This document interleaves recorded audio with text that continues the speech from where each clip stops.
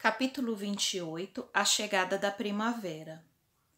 Na estação invernal, sempre intensa na região, os dias eram escuros e monótonos, as tempestades de neve uma constante e as rajadas de vento cortantes. Isso os obrigava a permanecer em seus lares, abrigados da inclemência do tempo e aquecidos pelo fogo que crepitava na lareira. Impedidos de trabalhar ao relento, dedicavam-se a atividades dentro de casa, enquanto tomavam uma caneca de chá que saía fumegante da chaleira, confortando-os. Mas agora o inverno terminava e na pequena aldeia do Ural, os moradores se tornavam mais alegres e animados. Era sempre a mesma festa que se repetia ano após ano. Com o degelo, a natureza explodia em cores e perfumes, engalanando-se de vida. O solo ganhava revestimento novo, cobrindo-se de verde, e as árvores, antes desnudas sob a neve, batidas pelo vento inclemente, agora brotavam novos ramos e exibiam luxuriante ramagem. Pequenos animais atreviam-se a deixar as tocas e esconderijos, para aquecerem-se ao sol da manhã e buscarem o alimento, agora mais farto. Os pássaros voavam livres e as cotovias e rouxinóis alegravam a manhã com seus trinados. Na cordilheira à distância, os urais majestosos e cobertos de neve, tendo como pano de fundo um céu muito azul, compunham paisagem magnífica. Os raios de sol que incidiam nas ravinas formavam um painel de luzes e sombras, deixando ver as águas provenientes do degelo que despencavam das alturas em cascatas brilhantes, como fagulhas a jorrar do alto, buscando a terra para refletir sua luminosidade. Na aldeia, a alegria era geral. Os moradores preparavam-se para o duplo casamento, de Yuri Yurevich e Natasha e de Gregory Fyodorovich e Ludmila. Um pope viera de uma das aldeias próximas para celebrar a união dos noivos.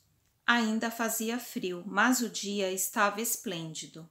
A praça da aldeia fora lindamente enfeitada para a ocasião. Os camponeses colheram uma profusão de flores nos campos e com elas teceram guirlandas que adornavam o local. Das isbas mais próximas trouxeram cadeiras e bancos para que todos ficassem bem acomodados. À frente improvisaram um altar, revestindo uma mesa com bela toalha branca, bordada de galões coloridos e também decorada com flores. Tudo pronto. Na hora aprazada, os convidados começaram a chegar. Vinham das propriedades existentes nas imediações e até de aldeias vizinhas, e eram recebidos com grande satisfação. Os noivos e o pope, assim como os convidados, já aguardavam o início da cerimônia, quando se ouviu a música que indicava a aproximação da comitiva das noivas. Logo puderam ser vistas, seguidas pelos familiares. À frente vinha Natasha, encantadora em seu traje de noiva, bem primaveril, tendo sobre a cabeça uma guirlanda de flores que prendia os bastos cabelos castanhos. Pouco mais atrás seguia Ludmila, também bela no vestido que o noivo mandara buscar em São Petersburgo e que ela escolhera por um catálogo. Seu vestido era menos jovial que o de Natasha e mais condizente com sua idade e condição de viuvez. Ela optara pela simplicidade, mas Gregory fez questão de que sua noiva usasse na cabeça uma bela tiara de diamantes, presente de sua mãe, que não pudera comparecer ao casamento do filho em virtude de o esposo estar enfermo. O acessório prendia o véu, vedando seu semblante. Os músicos postaram-se ao lado do altar e as noivas aproximaram-se, sendo recebidas por seus respectivos noivos. O sacerdote da Igreja Ortodoxa Russa iniciou a cerimônia, enquanto uma paz infinita envolvia tudo. O vento cessara como por encanto e o silêncio era quebrado apenas pelas palavras do velho pope. Ludmila trocou um olhar de imenso amor com Gregory, que não cabia em si de satisfação. Enquanto a cerimônia prosseguia, do mundo espiritual acompanhávamos a cena bucólica. Estavam presentes os pais de Ludmila, Boris Moreskov e Masha, felizes por ver que tudo se resolvera e que a filha e o neto estavam felizes. Também participavam desse momento solene entidades desencarnadas e amigas, desta e de outras encarnações, assim como Dmitri Alexeyevich e Yuri Vanillevich, ambos agora em melhores condições íntima e com vibrações mais equilibradas. Recuperavam-se à luz do Evangelho do Cristo, das marcas das últimas existências, compreendendo os erros cometidos e desejosos de reparar os males causados ao próximo. Benfeitores espirituais ligados ao grupo envolviam todos em emanações de paz e harmonia, enquanto que de suas mentes luzes como safirinas jorravam sobre o altar. Nele o sacerdote oficiava e os noivos mantinham-se ajoelhados, dominados por intraduzível sensação de alegria e bem-estar íntimo. Meu amigo Boris e eu trocamos olhares de entendimento, satisfeitos pelo resultado do trabalho a que vínhamos nos dedicando há anos. Terminada a cerimônia, os noivos receberam os cumprimentos dos presentes, enquanto os músicos passaram a tocar músicas regionais, alegres e animadas para descontrair os convidados. Grandes mesas dispostas ali perto no gramado convidavam ao banquete, com fartura de comidas e bebidas, frutas e doces para o regalo dos presentes. Nesse momento aproveitamos e afastamo-nos um pouco para deixar nossos amigos à vontade e podermos conversar. Ao dirigir-me à entidade de maior elevação ali presente, ligada ao grupo, comentei satisfeito: Caro Frederick, finalmente as condições são bastante favoráveis aos nossos propósitos. Tudo corre bem e uma onda de paz e amor envolve nossos amigos encarnados. A fitar Dmitri e Yuri, que ali perto entretinham-se a observar a festa, a entidade considerou otimista. Sim, caro Tolstói, estamos bastante confiantes de que finalmente tudo se resolva entre eles. Dmitri e Yuri estão imbuídos de sincero desejo de mudar, deixando de lado as divergências do pretérito para construírem um futuro de entendimento e fraternidade. No século XVIII, Yuri foi traído duplamente por Ludmila, com Gregory e com Dmitri. Em virtude desses fatos, Ludmila estava em débito com Yuri, a quem devia uma reparação, o que determinou a ligação de ambos. Dmitri, apesar de amá-la, deveria resignar-se diante do amor deles, mas complicou ainda mais seus débitos ao tirar a vida do rival, levado pelos ciúmes. Quanto a Gregory, que espiritualmente era mais consciente e moralmente mais esclarecido, fez de tudo para ajudar Ludmila nas horas de necessidade, pelo grande amor que existia entre ambos, e não se revoltou diante do obstáculo criado por seu antigo rival, Yuri Vladimir. Posteriormente, reencontrando sua amada no Ural, respeitou o casamento dela com Dmitri. Somente após o retorno dele ao além-túmulo, aproximou-se novamente como pretendente. Em razão do comportamento de ambos durante todo o tempo, inclusive pela dedicação a Dmitri preso ao leito e pelo esforço em procurar estudar a doutrina espírita e ajudar os necessitados, fizeram jus a este período de paz e felicidade. Que o Senhor os proteja e ilumine cada vez mais. Nesse momento, Yuri e Dmitri voltaram-se e, ao perceberem objeto de nossa carinhosa atenção, aproximaram-se de nós. Dmitri Alexeyevich sorriu com o coração um pouco apertado e, usando de sinceridade, admitiu: Bondosos amigos, apesar de estar contente com as mudanças que se operaram em mim, reconheço que sinto falta da vida que deixei na terra, de meu pai, de minha casa, de Ludmila, quem amo, dos amigos, de Yuri, por quem tenho um sentimento de profundo amor, que não sei avaliar devidamente, pois o considero como filho, e ao mesmo tempo ascendência sobre mim como um pai. Não sei explicar, disse comovido. Depois, enxugando os olhos úmidos, prosseguiu. Além disso, confesso, sinto até falta de meu corpo. Ao mesmo tempo, sei que tudo isso não mais me pertence. Felizmente, a gratidão que sinto agora por Gregory fez com que deixasse de sentir tanto rancor por ele, especialmente porque perdoou-me por desejar sua morte naquela fatídica caçada. Ele, mostrando generosidade e nobreza, manteve-se em silêncio, nada revelando a ninguém. Portanto, agora vou cuidar de melhorar-me, aprendendo cada vez mais. No futuro, quero ajudar a todos, como tenho sido ajudado. Minha vida agora é a espiritual, por enquanto. Yuri Vanillevich, fitando o companheiro que antes considerava inimigo, sorriu de leve, assegurando-lhe: Dmitri, seu tempo aqui no mundo espiritual ainda é pequeno. Aos poucos irá vencendo as impressões da matéria. Os sentimentos prosseguirão, pois são conquistas do ser imortal. No entanto, a importante decisão que tomamos modificará a sua e a minha disposição, trazendo-nos a paz e o esquecimento que tanto almejamos. Indaguei solícito, aproveitando a oportunidade. Ambos estão realmente certos da importante decisão que tomaram? Dmitri e Yuri trocaram um olhar de entendimento, respiraram fundo e sorriram. Sim, tudo está acertado, informou Yuri.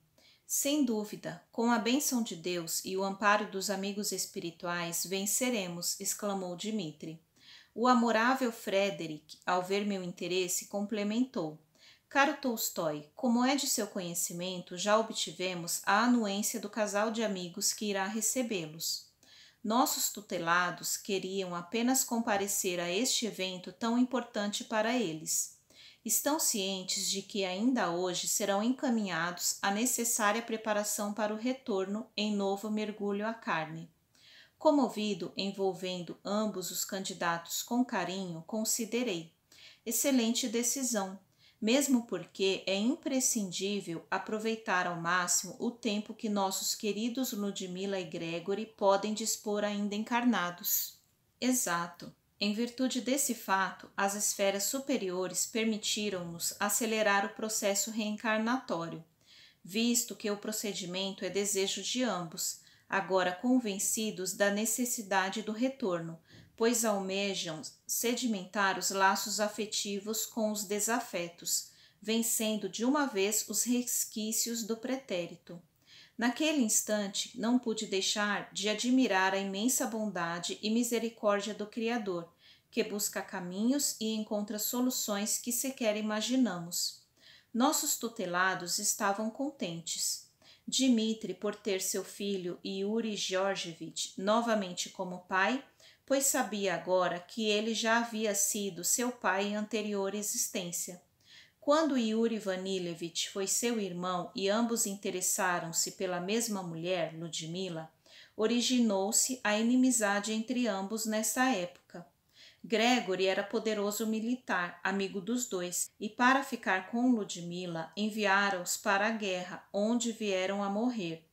Depois, por várias encarnações, as situações foram diferentes, as posições inverteram-se, mas não a animosidade entre Dmitri e Yuri em relação a Gregory e Ludmila.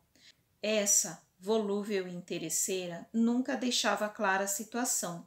Ora escolhia um, ora outro, dependendo de seus interesses. Esperávamos que nessa nova encarnação os envolvidos viessem a se entender, iniciando uma nova fase em suas trajetórias espirituais. Irmanados no mesmo diapasão, elevamos os pensamentos ao alto, agradecendo as bênçãos infinitas de Deus e rogando amparo aos novos projetos em vias de concretização. Uma nova vida cheia de alegria e bênçãos envolvia nossos amigos na terra, provocando grande felicidade.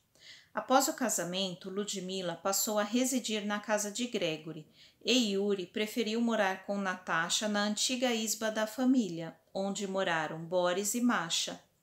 A isba que Dmitri construíra para residir com Ludmila após o casamento permaneceu intacta e passou a ser reservada por nossos amigos a reuniões do grupo espírita. Algum tempo depois, Natasha sentiu-se diferente e teve a certeza de que uma nova vida pulsava em seu ventre. Ao confirmar-se a gravidez pela falta das regras e pelos enjoos constantes, não pôde mais esconder. Certo dia disse ao marido: "Estou grávida." Yuri pulou de alegria, levantando-a em seus braços fortes. "Tem certeza, meu amor?" "Sim, absoluta." "Então vamos contar à minha mãe e a Gregory." Correram à casa do casal, encontrando-os a conversar na sala. Deram a notícia alvissareira e a alegria foi geral. Com as mãos enlaçadas, fizeram uma prece agradecendo ao Senhor por mais essa bênção. Ludmila ficou muito comovida e não conteve as lágrimas. "Mãe, a notícia é alegre", brincou Yuri. Ela balançou a cabeça, concordando. "Eu sei, meu filho, vocês estão de parabéns. Todos nós estamos felizes. No entanto, sinto uma emoção muito forte, como se alguém muito querido estivesse para voltar." "Também tive a mesma sensação, querida. Vamos aguardar", concordou Gregory, abraçando-a enternecido. O tempo de espera foi de grande euforia. Prepararam o enxoval do bebê e com carinho, tecendo, bordando e enfeitando cada peça com infinito amor.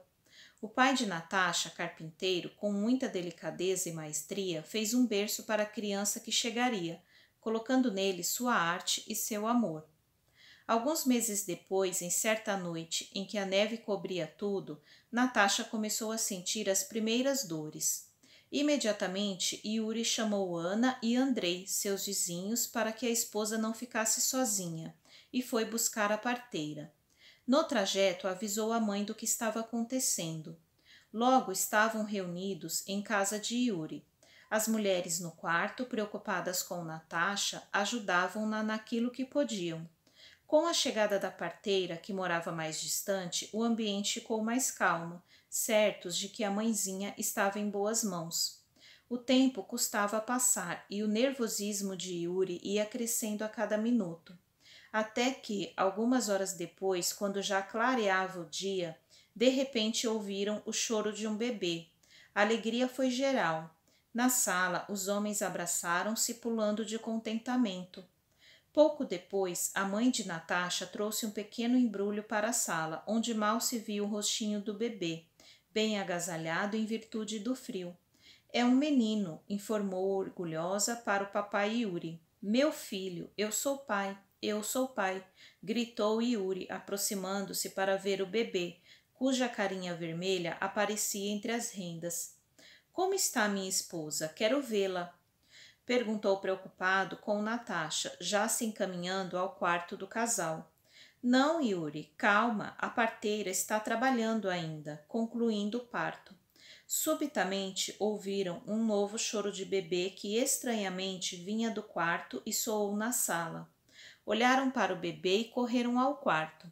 A parteira acabava de embrulhar outro bebê e o entregou a Ludmila. Com os olhos arregalados, Yuri não podia acreditar. "Parabéns, meu filho, você ganhou outro filho. É um menino", exclamou Ludmila, chorando de alegria. Yuri caiu sentado numa cadeira, perplexo e sem voz. Jamais pensara na possibilidade de ter gêmeos. Todos se abraçaram, eufóricos. Gregory abraçou aquele que era seu filho do coração, que vira bebê ainda nos braços da mãe em Moscou, e considerou comovido e bem-humorado. Agora sua família aumentou bastante. Tem mais 2 membros. Você vai precisar trabalhar mais para suprir as necessidades. Depois de alguns instantes, completou: "Você sabe que pode contar comigo, Yuri. Em qualquer circunstância, estou à sua disposição." Yuri abraçou-o enternecido. "Eu sei, Gregory. Nunca tive dúvidas quanto a isso. Obrigado, amigo." Quando a parteira permitiu, todos entraram no quarto para ver Natasha, que estava cansada, mas muito feliz. Sentia sono, queria descansar, mas fez questão de receber a família naquele momento. Alexei, chegando de uma pequena viagem, passou pela casa de Yuri. Vendo tudo iluminado e o movimento àquela hora, parou para saber o que havia. Ao abrir a porta, notou vozes, percebeu que estavam todos no quarto e para lá se dirigiu. Deparou-se com a linda cena, as duas avós, cada qual tendo nos braços um recém-nascido. O pai de Dmitri cumprimentou-os e depois se aproximou dos bebês, sem esconder a emoção.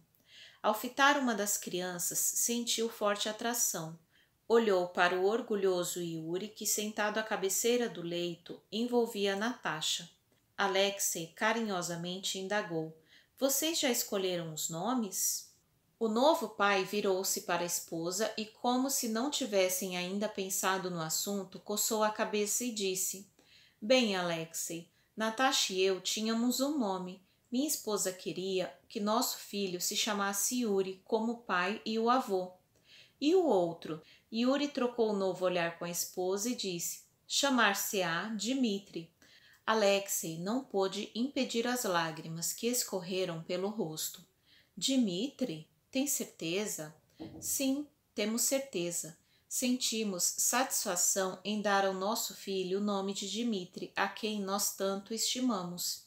No plano espiritual, nós também nos emocionamos. Frederick meneou a cabeça e considerou. Nossos amigos mostraram grande dose de intuição ao escolher os nomes dos novos reencarnantes. Ao contemplar a cena que se desenrolava diante dos nossos olhos espirituais, externei meu pensamento. Irmão Frederick, conseguirão nossos amigos, nessa nova encarnação, vencer a animosidade que marcou as últimas existências? A veneranda entidade respirou profundamente e ponderou com serenidade. Caro irmão Tolstói, uma nova encarnação representa sempre uma incógnita, mas buscaremos trabalhar em benefício de todos os envolvidos. No caso presente, acredito que tudo correrá bem. Nossos irmãos que iniciam uma nova vida terrena receberão o amparo de seres conscientes como Gregory e Ludmila, e eles terão Yuri como pai, que é alguém de nossa inteira confiança. Quanto a Natasha, será boa mãe e, casada com Yuri, será bem orientada, de modo a fazer o melhor no compromisso que assumiu de gerar essas duas crianças. Tem razão, bondoso benfeitor. O fato de nossos irmãos encarnados estarem dedicando-se ao estudo da doutrina espírita, que representa na Terra o Consolador prometido de Jesus, sinaliza serem espíritos mais preparados espiritualmente para o entendimento das verdades eternas. Facilmente poderemos entrever essa realidade, visto que, na atualidade, grande parte da população do planeta rejeita ainda as novas ideias, apegada às concepções religiosas tradicionalistas, comentei confiante. O bondoso amigo concordou comigo e tornou prudente. Tem toda a razão, Tolstói. No entanto, quando o espírito enverga um novo corpo, mergulhado nos fluidos densos da matéria, a misericórdia divina concede a ele o véu do esquecimento, para que tenha condições de conviver em pé de igualdade em seus relacionamentos, sem se sentir humilhado perante aqueles que prejudicou no passado, nem percebendo-se no direito de cobrar pelos males que recebeu de outrem. Conservamos os conhecimentos adquiridos e as ideias instintivas que representam as conquistas já realizadas. Na existência terrena, sempre é de se temer uma recaída, apesar da boa vontade dos envolvidos. Então, faz-se necessário mais cuidado para que não haja um recrudescimento das antipatias. Eis o porquê da presença de nossos amigos Gregory e Ludmila ser tão importante. Como avós, tudo farão para aproximar os antigos desafetos, orientando-os sobre as lições evangélicas, para que moralmente vençam as divergências. Então, confiemos em Deus e façamos a nossa parte. O venerando Frederick fez uma pausa e concluiu afirmando: é hora de nos afastarmos, deixando nossos amigos encarnados viverem suas vidas. Elevemos nossos pensamentos ao alto. Aceitando seu convite, fechamos nossos olhos, colocando-nos em postura íntima de oração. Brandas emanações de paz envolviam o ambiente conforme nos recolhíamos. buscando sintonizar com as esferas superiores, e suave melodia começou a tocar como se tangida pela brisa. Frederick, com a fronte buscando o infinito, começou a orar. Senhor Jesus, nós o reverenciamos por seu amor ilimitado e nos curvamos respeitosos, lembrando a sua passagem pelo planeta e as lições enternecedoras que nos deixou, para serem amadurecidas à medida que as luzes do entendimento nos clarifiquem a mente. Queremos agradecer pela divina oportunidade de conhecermos os exemplos sublimes e por aprender com o Senhor a lição do amor incondicional. Envolvido por grande emoção, senti uma movimentação extraordinária acontecendo naquele momento e não me contive. Abrindo os olhos, notei que nosso benfeitor estava transfigurado. De suas vestes, de todo o seu corpo, irradiava-se uma luminosidade opalina, que se tornava mais intensa nas mãos estendidas para o alto. Especialmente do coração e da cabeça saíam jatos de luz intensa, sendo que uma parte nos envolvia, assim como os encarnados. A maior parte, porém, buscava o infinito, perdendo-se na imensidão, certamente alcançando as esferas bem-aventuradas. Não contive a emoção e as lágrimas verteram de meus olhos enquanto a entidade prosseguia.